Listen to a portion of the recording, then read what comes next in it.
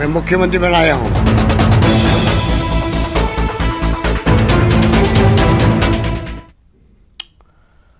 और बड़ी खबर इस वक्त की, पायलट गुट की याचिका पर सुनवाई चल रही है। सुनवाई शुरू होते ही सिंघवी ने कुछ पॉइंट उठाए हैं।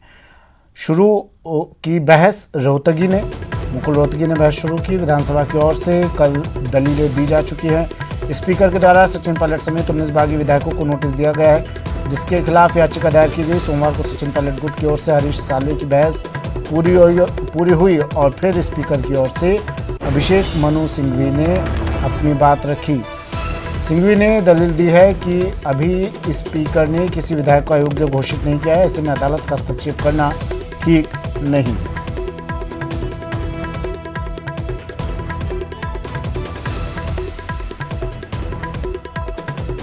सुनवाई चल रही है पायलट गुट की याचिका पर। सुनवाई शुरू होते ही सिंघवी ने कुछ पॉइंट उठाए।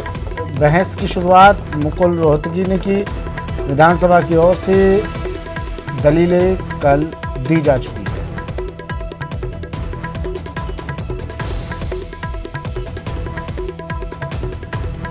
मेरे सहयोगी लगातार हमारे साथ जुड़े हुए हैं, अरबाज अहमद और सचिन कुमार कोर्ट के बाहर से, अदालत के बाहर से बने हुए हैं लगातार हमारे साथ। अरबाज, क्या अपडेट है? अब देखिए आधा घंटे का वक्त बीत चुका है, क्या कुछ दलीलें दी जा रही है, क्या कुछ खबरें आ रही हैं अंदर से?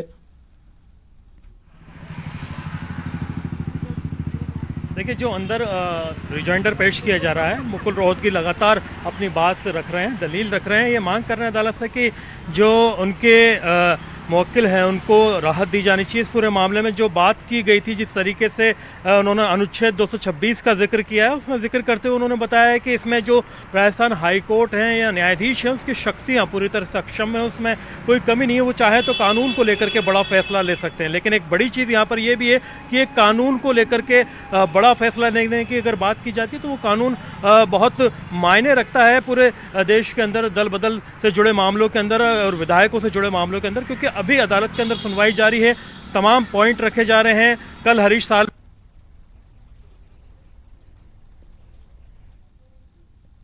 पॉइंट उन्होंने कहा था, अगर जैसा आपने जिक्र भी किया था कि वो अपने जो पार्टी के नेतृत्व में बदलाव चाहते थे, पार्टी की विचारधारा में नहीं, उन्होंने कांग्रेस नहीं छोड़ी, वो मुख्यमंत्री बदलना चाहते थे। इन तमाम चीज़ों को लेकर के ये कोशिश की जा रही है कि उनकी जो ये एक्ट है जो विधायकों का पायलट खेमे का, उसे बगावत माना जाए या ना माना जाए, पार्टी विचारधारा के तहत माना जाए या ना माना जाए, उन तमाम चीज़ों को रखा जा रहा है, जिसमें उनके एक्ट का जिक्र भी किया गया है कि उन्होंने कैसे पार्टी की विचारधारा से कोई बात नहीं की, उसके खिलाफ कोई बात नहीं की, पार्टी के आला कमान के खिलाफ कोई बात नहीं की, बस राज्य के नेतृत्व के खिलाफ अपनी बात रखने का एक तरीका था। जो फ्रीडम ऑफ स्पीच की बात की गई है, उसमें ये बात बताई गई है कि ये एक उनका अपना एक अंदाज था कि भाई वो जो बात रखने का उनका अधिकार है वो आला कमान तक पहुंचाने की कोशिश कर रहे थे और इस चीज़ को गलत तरीके से लिया गया, इसके खिलाफ गलत एक्शन लिए गए हैं। फिलहाल जो नोटिस दिया गया था असेंबली अध्यक्ष के द्वारा, वो नोटिस गलत बताया गया, उसे दुर्भावना से वो माना गया है कि भाई ये बायस्ड नोटिस है, इसमें गलत एक्शन लिया जाना है। अब देखना ये होगा कि अदालत पूरे मामले में क्या रुख अख्तियार करती है। तमाम बिंदु सामने रखे जा रहे हैं। अब पूरा जो एक नज़रिया है तमाम पार्टी का वो आ चुका है और मुकुल रोहतगी के जस्ट बाद ही जो पीसी भंडारी हैं वो अपनी बात रखेंगे। वो कहीं ना कहीं जो इसमें आप देखें कि अनुच्छेद हम बात कर रहे थे जो एक 10 का क्लोज 21A है, उसके लिए बचाने की बात करेंगे, क्योंकि जो विधायक हैं उनकी खरीद फरोख्त, इनका आना जाना, इसके खिलाफ अदालत सख्त एक्शन ले। जो मसला अगर देखा जाए कि अभी बात की जा रही थी, दूसरे राज्यों के रेफरेंस भी दिए गए, उनमें जो सख्त एक्शन लिए गए, उसमें एक नई चीज़ ये पीसी भंडारी शामिल करवाना चाहते हैं कि राजस्थान में कम से कम 6 साल के लिए ऐसे तमाम विधायकों को चुनाव लड़ने का अधिकार छीन लिया जाए जो कि पार्टी बदलते हैं, दल बदलते हैं या सरकार गिराने में, इस तरह की हॉर्स ट्रेडिंग में, किसी भी तरह के मामले में शामिल रहते हैं। फिलहाल अभी मुकुल रोहतगी का पार्ट पूरा होना बाकी है, लेकिन उसके बाद में पीसी भंडारी का होगा और फिर तमाम चीज़ों को एक साथ रखते हुए कुछ देर बाद या ये माना जा सकता है कि लंच के बाद तक कुछ फैसला सामने आने की उम्मीद है। सुमित, सचिन, बार बार लेकिन यही कहा जा रहा है सचिन पायलट गुट की ओर से कि भाई फ्रीडम ऑफ स्पीच है, तो हम तो पार्टी के अंदर रहकर ही अपनी आवाज़ उठा रहे हैं, हमने पार्टी के खिलाफ तो हम गए नहीं अब तक।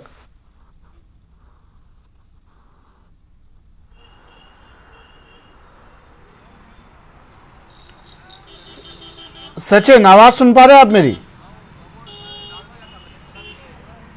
चलिए, सचिन तक आवाज नहीं पहुंच रही है। अरबाज, देखिए, बार बार पायलट गुट तो यही दलील दे रहा है अपनी तरफ से कि हम पार्टी के अंदर हैं, और पार्टी के अंदर रहकर के अपनी आवाज उठाना भी गुनाह है। इसको कोर्ट किस तरह से लेगी? देखिए, पार्टी के अंदर रह कर के आवाज़ उठाना गुनाह नहीं है, लेकिन देखिए कोर्ट के सामने यही दलीलें रखी जा रही, क्योंकि जो एक्ट है उस एक्ट के अंदर एक बगावत का जो है थोड़ा पॉइंट मानते हुए जो असेंबली अध्यक्ष ने अपना नोटिस दिया, और उस चीज़ को उन्होंने ऐसे कंसीडर किया है कि भाई आप विधायक लेकर के बैठ गए, जो व्हिप जारी किया गया, 2 बार विधायक दल की बैठक बुलाई गई, उसमें आप शामिल नहीं हुए, आपका जो तेवर है वो बगावती तेवर है। उस चीज़ को काउंटर करने के लिए ये बात की जा रही है कि ये बगावत नहीं है। हम अपने पार्टी के अंदर कोशिश ये कर रहे हैं कि अपने जो प्रदेश के मुखिया हैं उनके खिलाफ आवाज़ बुलंद करें, और वहाँ जो आला कमान है दिल्ली में, चाहे वो गांधी परिवार हो चाहे दूसरे हो, वहाँ तक बात पहुँचा करके कोशिश ये करें कि राज्य के जो नेतृत्व है उसके अंदर परिवर्तन किया जाए, और जो हमारे बिंदु हैं उनको सुना जाए। लेकिन कहीं ना कहीं ये बात साफ है कि जब तमाम विधायक गए थे उससे पहले इसमें बहुत ज़्यादा ट्रांसपेरेंसी नहीं थी, बयान कुछ खुल करके सामने नहीं आए थे, तो ये पता नहीं चल पाया था कि इसका इरादा क्या है और क्या तैयारियाँ की जा रही है। सबसे बड़ा सवाल जो उठा था वो इस बात को लेकर के उठा था कि फ्रीडम ऑफ स्पीच अपनी जगह सही है, लेकिन विधायकों को लेकर के किसी एक होटल में बैठ जाना ये तरीका सही नहीं है। अब इस तरीके को लेकर के एक तरफ ये साबित करने की कोशिश की जा रही है कि ये पार्टी की विचारधारा के खिलाफ था, इसमें विधानसभा अध्यक्ष एक्शन ले सकते हैं, दूसरी तरफ इसे जायज़ करार करने की कोशिश की जा रही है कि जो ये विधायक हैं ये अपनी बात रख सकते हैं, और अपने पार्टी के अंदर से ना तो उन्होंने त्यागपत्र दिया, ना पार्टी के खिलाफ कहीं भी किसी भी प्लेटफॉर्म पर कोई गलत बयानबाजी की है, ना ही कोई ऐसा उन्होंने एक्ट किया है, ना कोई लिखित में इस्तीफा दिया है, ना कोई दूसरी ऐसी चीज़ की है जिससे पार्टी की विचारधारा को या प्रदेश की सत्ता को कोई नुकसान पहुंचे। अब इन दोनों स्थितियों के अंदर जो तमाम पॉइंट रखे जा रहे हैं उसमें फ्रीडम ऑफ स्पीच को डिसाइड करना और दोबारा से परिभाषित करने के लिए देखा जाएगा कि क्या इस एक्ट को ख़तरनाक माना जाए सरकार के लिए, क्योंकि जाहिर सी बात है कहीं ना कहीं फ्लोर टेस्ट की बात उठी थी, तमाम चीज़ें शुरू हुई, भाजपा ने कहा कि हम सीधे तौर पर जो है ये नहीं कहेंगे, लेकिन नैतिकता के आधार पर सरकार को चाहिए कि फ्लोर टेस्ट दे और अपना बहुमत साबित करे। कहीं ना कहीं एक जो पायलट खेमे की तरफ से भी बात कही जा रही थी कि इनडायरेक्टली वहाँ से बात आई थी कि सरकार अल्पमत में है, उन्हें फ्लोर टेस्ट के लिए आगे आना चाहिए। अगर फ्लोर टेस्ट की चुनौती दी जा रही है तो जाहिर सी बात है इस एक्ट को कंसीडर किया जाएगा सरकार के खिलाफ, विचारधारा के खिलाफ, जहाँ कहीं ना कहीं अदालत में इनको इस एक्ट को लेकर के अपनी जो तरीका है उसको लेकर के जो विधानसभा के अध्यक्ष हैं उनके नोटिस को थोड़ा बहुत अगर कहा जाए तो मजबूती मिल सकती है। लेकिन आखिरी फैसला अगर देखा जाए तो वो मुख्य न्यायाधीश का होगा, क्योंकि जितनी भी दूसरी अदालतों के फैसले हैं वो अलग कंडीशंस में हैं, अलग हालात में हैं, वहाँ के जो परिस्थितियाँ क्या रहीं वो अलग थी, राजस्थान की परिस्थितियाँ अपने हिसाब से अलग हैं। यहाँ की तमाम चीज़ों को सामने रखते हुए अब जो एक एक पॉइंट को है सेंट्रलाइज किया जाएगा, तमाम चीज़ों पे मंथन किया जाएगा। सीजे खुद भी मौजूद है और पूरा मौका वो अपने जो साथ में जज मौजूद हैं प्रकाश गुप्ता उनको भी देना, तो दोनों मंथन करने के बाद में जो निष्कर्ष निकालेंगे वो बहुत महत्वपूर्ण होगा और एक नई नज़ीर भी पूरे हिंदुस्तान में बन सकती है सुमित, कि अच्छा, जो पार्टी के विधायकों का जो विरोध का तरीका है अपने पार्टी आला कमान के खिलाफ या राज्य के नेतृत्व के खिलाफ। जी अच्छा, हाँ सचिन बताइए। देखिए, कई तरह की दलीलें जो है मुकुल रोहतगी रख रहे हैं। उन्होंने एक बात कही है और इसको ध्यान आकर्षित करने की कोशिश की है कोर्ट की। उन्होंने कहा है कि जिस दिन मुख्य सचेतक महेश जोशी ने शिकायत दी यानी याचिका दायर की, सेम डे पर जो है स्पीकर ने नोटिस जारी कर दिए। उनका इशारा इस ओर है कि ऐसा क्यों किया गया, इतनी जल्दबाजी क्या थी, क्या जो बात निकल के सामने आ रही थी, कल चीफ जस्टिस ने भी पूछा था कि क्या विवेक का इस्तेमाल किया है नोटिस जारी करने से पहले स्पीकर ने, आज वही बात जो है मुकुल रोहतगी ने अपने रिजोइंडर में उठाई है। उन्होंने कहा है कि सेम डे पर नोटिस जारी कर देना ये क्या बताता है, ये क्या कहलाता है, क्यों सेम डे पर ही नोटिस जारी कर दिए गए, इसके पीछे क्या मंशा हो सकती है। कहने का मतलब उन्होंने कोर्ट को ये समझाने की कोशिश की है कि कहीं ना कहीं स्पीकर ने बायस होकर नोटिस जारी किए हैं और हमें इस स्पीकर पर जो है वो विश्वास नहीं है। और ये बात उन्होंने अपनी याचिका के अंदर भी कही थी कि स्पीकर जो है वो बायस होकर फैसला कर सकते हैं, हमें स्पीकर को जो है वो उस पर हमें विश्वास नहीं है। और आज उन्होंने मुकुल रोहतगी ने ये बात अब कोर्ट में कह भी दी है। उन्होंने कहा है कि स्पीकर को जिस दिन शिकायत दी गई, मुख्य सचेतक ने जिस दिन याचिका दायर की, सेम डे पे नोटिस जारी कर दी है। इतनी जल्दबाजी हमसे की गई। इसके अलावा उन्होंने कहा है कि नोटिस जारी करने के लिए कोई मटेरियल ही नहीं था, माइंड अप्लाई नहीं किया गया, जिसकी मैं बात कर रहा था। अगली लाइन उन्होंने यही कही है कि नोटिस जारी करने के लिए कोई मटेरियल नहीं था, यानी कोई आधार नहीं था स्पीकर के पास कि वो नोटिस जारी कर दें इस मामले को लेकर। लेकिन उसके बावजूद उन्होंने बिना फैक्ट्स के आधार पर, बिना अपना माइंड अप्लाई किए नोटिस जारी कर दिए, मुकुल रोहतगी ने कहा है। उन्होंने ये भी कहा है कि हाईकोर्ट के पावर पर कभी अंकुश नहीं लगाया जा सकता है। हाईकोर्ट को इस मामले में सुनने का क्षेत्राधिकार है। उन्होंने कहा कि हो तो जजमेंट एक ऐतिहासिक जजमेंट है, लेकिन किसी भी निर्णय को अगर पढ़ा जाए या दूसरी कोर्ट्स में रखा जाए तो उसके तथ्यों को भी पढ़ा जाना चाहिए। तो लगातार मुकुल रोहतगी, अभिषेक मनु सिंघवी ने जितनी, देखिए एक अपडेट हो रहा है, ये मदन दिलावर की शिकायत का भी हवाला दे दिया है। हाँ। इस तरह की हम बात कर रहे थे कि अब लगातार मुकुल रोहतगी जो बात कर रहे हैं वो बात कर रहे हैं सीपी जोशी पर, जो उन्होंने आरोप लगाए याचिका में कि सीपी जोशी बायस होकर फैसला कर रहे हैं। अब मुकुल रोहतगी लगातार उसी ओर इशारा कर रहे हैं और उसी को लेकर दलीलें दे रहे हैं। सबसे पहले उन्होंने दलीलें दी कि 10 शेड्यूल के अंदर नोटिस जारी करने का कोई आधार नहीं हो सकता। उसके बाद उन्होंने कहा कि हमें इस बात पर भी विश्वास नहीं है कि जिस दिन शिकायत दर्ज की गई, यानी जिस दिन मुख्य सचेतक महेश जोशी की ओर से याचिका दायर की गई, सेम डेट पर नोटिस जारी कर दी गई, रातों रात ही, थोड़ा इंतजार भी नहीं किया गया। उन्होंने कहा कि नोटिस जारी करने के लिए स्पीकर के पास कोई मटेरियल नहीं था, यानी कोई फैक्ट्स नहीं याचिका में दिए गए थे, लेकिन उसके आधार पर उसको बिना मटेरियल के, बिना माइंड अप्लाई के नोटिस जारी कर दिया। फिर उन्होंने कहा कि मदन दिलावर की शिकायत का भी हवाला दिया है मुकुल रोहतगी ने कि मदन दिलावर की शिकायत का क्या कुछ किया उन्होंने। मदन दिलावर ने सितंबर 2019 से जो है वो याचिका पेश कर रखी कि बसपा से जो 6 विधायक कांग्रेस में शामिल हुए हैं, दल बदल उन पर भी लागू होता है, लेकिन मदन दिलावर की शिकायत का उन्होंने कुछ भी नहीं किया। फिर देखिए आगे वो कहते हैं कि केवल 3 दिन का समय दिया गया रेस्पोंडेंट को जवाब देने के लिए, वो भी ड्यूरिंग द कोविड। कोरोना की बात उन्होंने कही है। बड़ा मामला है कि कोविड-19 के तहत केवल 3 दिन का समय दिया गया। कोविड को आधार बनाने की कोशिश लगातार मुकुल रोहतगी कर रहे हैं। उन्होंने कहा है कि Y only 3 days given the respondent as soon as possible during the कोविड-19। कोविड-19 चल रहा है पूरे प्रदेश में, जो है महामारी फैली हुई देश के अंदर, उसके बाद जो है कोविड के तहत उनको नोटिस देना, ये कितना सही है, कहां तक सही है। तो लगातार स्पीकर के, हम कह सकते हैं कि जो कार्रवाई है उस पर लगातार सवाल उठा रहे हैं। कभी पर्सनली भी हो रहे हैं तो कभी जो है पूरे फैक्ट्स को सामने रखकर वो लगातार सवाल उठा रहे हैं। तो ये मामला जो है वो लगातार अब आगे बढ़ता जा रहा है। मुकुल रोहतगी लगातार ये कोशिश कर रहे हैं कि जो उन्होंने याचिका में कहा है कि स्पीकर बायस होकर फैसला कर रहे हैं, हमें स्पीकर पर विश्वास नहीं है, वो मुख्यमंत्री के हाथों में खेल रहे हैं। ये सचिन पायलट गुट की तरफ से जो याचिका। चलिए फिर से लौटूंगा सचिन, मैं आपके पास तमाम अपडेट्स के साथ, आप नजर बनाए रखिएगा। और इस बीच बड़ी खबर, सियासी संग्राम के बीच कल सीएम गहलोत ने सचिन पायलट पर बड़ा हमला किया था, जिसमें एक के बाद एक कई प्रहार किए गए। 7 साल प्रदेश कांग्रेस कमेटी अध्यक्ष रखना बड़ी बात होती है जी। राहुल गांधी जी का, सोनिया जी का इतना विश्वास उनके ऊपर था।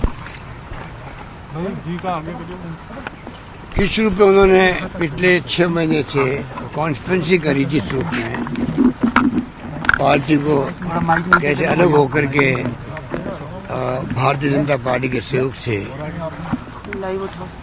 या तो ज्वाइन करें या टॉपर करें सरकार को। एक नौजवान साथी हमारा जो 25 साल की उम्र में मेंबर पार्लियामेंट बने, 26 साल में केंद्रीय मंत्री बन जाए,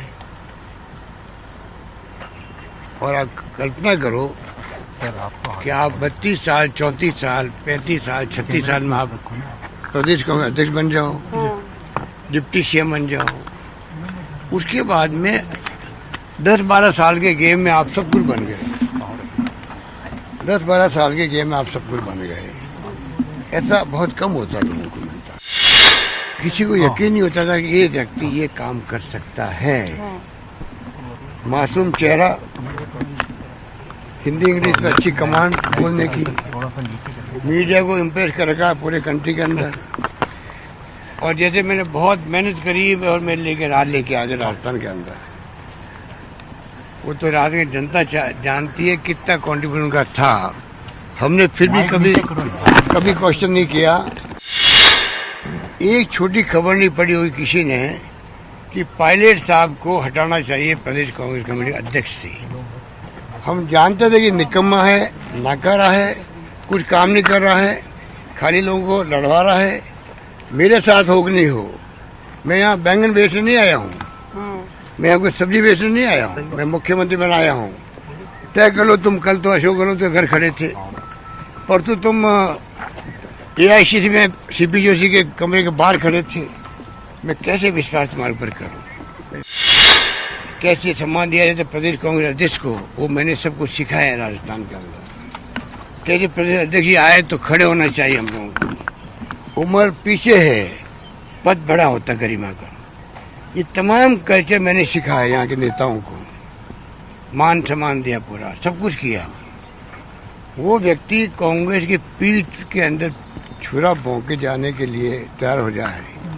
ये जो खेल अभी हुआ है ये 10 मार्च को होता।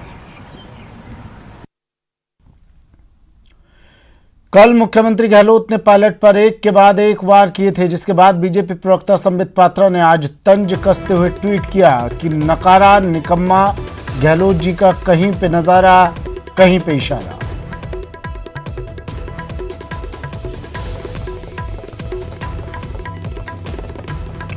परिवहन मंत्री खाचरियावास ने संबित पात्रा पर निशाना साधते हुए बोले कि संबित पात्रा झूठ के जनरेटर हैं। पहले लोग उनको गंभीरता से लेते थे पर अब नहीं।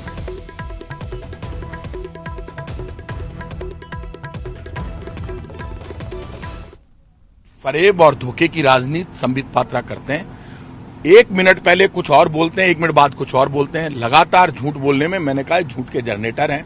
पहले संबित पात्रा के बारे में लोग सीरियस हुआ करते थे, अब संबित पात्रा की जिस तरह की छोटी भाषा का वो प्रयोग करते हैं बहस में, और जिस तरह से वो गांधी से लेकर और नेहरू से लेकर बड़ी बड़ी बातें करते हैं, उनको शोभा नहीं देती। जो लोग देश की आजादी की लड़ाई में बड़ी जिनकी भूमिका रही, जिन्होंने देश को आजादी दिलाई, उनका भी वो सम्मान नहीं करते संबित पात्रा। जो इस देश में गांधी नेहरू का सम्मान नहीं कर सकता, जो लोग आजादी के सिपाहियों का सम्मान नहीं कर सकता, जो आजादी की लड़ाई का सम्मान नहीं कर सकता, ऐसे लोग कभी भी देश का भला नहीं कर सकते।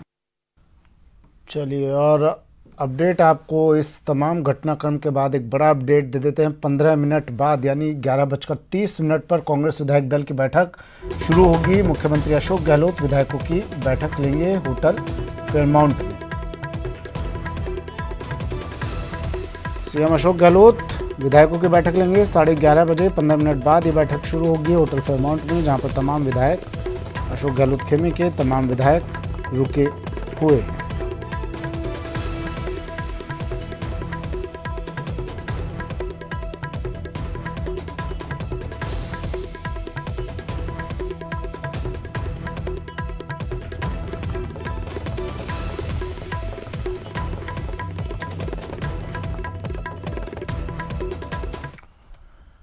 और एक बड़ी खबर आ रही है निकाय चुनाव से जुड़ी हुई। निकाय चुनाव से जुड़ी बड़ी खबर, 4 महीने देरी से हो सकते हैं निकाय चुनाव। सूत्रों के हवाले से खबर आ रही है, 4 महीने देरी से शुरू हो सकते हैं निकाय चुनाव। चुनाव के लिए समय सरकार मांगेगी। सरकार की ओर से हाईकोर्ट में अर्जी लगाने की तैयारी। कोरोना के चलते चुनाव की तिथि आगे बढ़ाने की मांग की जा रही है। 129 निकायों का अगस्त में कार्यकाल पूरा हो रहा है।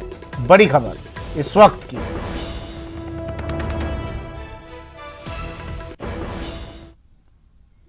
वक्त एक ब्रेक का है, जल्द हाजिर